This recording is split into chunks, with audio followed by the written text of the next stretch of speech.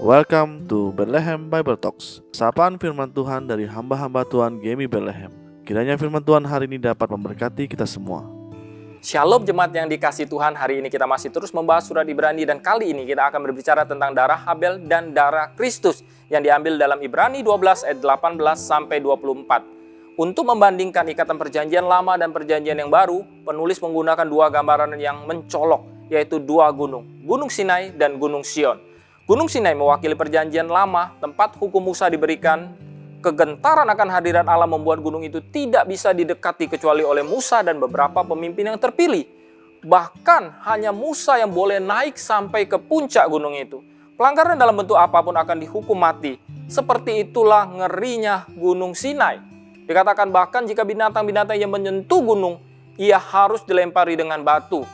Mereka takut mendengar suara Allah, bahkan Musa dikatakan dia pun berkata, "Aku sangat ketakutan dan sangat gemetar." Gunung Sinai mengingatkan kita betapa jauhnya dari Allah dan betapa dalamnya kejatuhan kita. Itulah tujuan hukum Taurat. Di dalamnya tidak ada kelegaan. Sedangkan Gunung Sion mewakili Yerusalem sorgawi yang membawa kita kepada kasih karunia, kemuliaan, pemulihan, dan keselamatan dari Allah.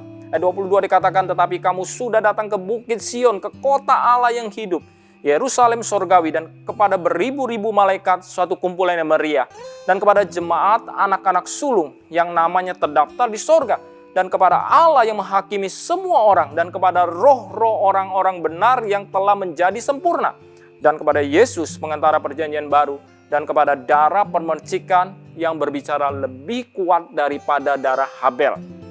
Darah Habel berbicara dari bumi dan berseru meminta keadilan. Tetapi darah Kristus berbicara dari sorga dan mengabarkan belas kasihan bagi orang berdosa. Darah Habel membuat Kain merasa berdosa dan menyebabkan dia pergi dalam keputusasaan. Tetapi darah Kristus membebaskan kita dari rasa bersalah dan telah membuka jalan masuk ke hadirat Allah. Jika bukan karena darah perjanjian yang baru, kita tentu tidak dapat masuk ke kota sorgawi.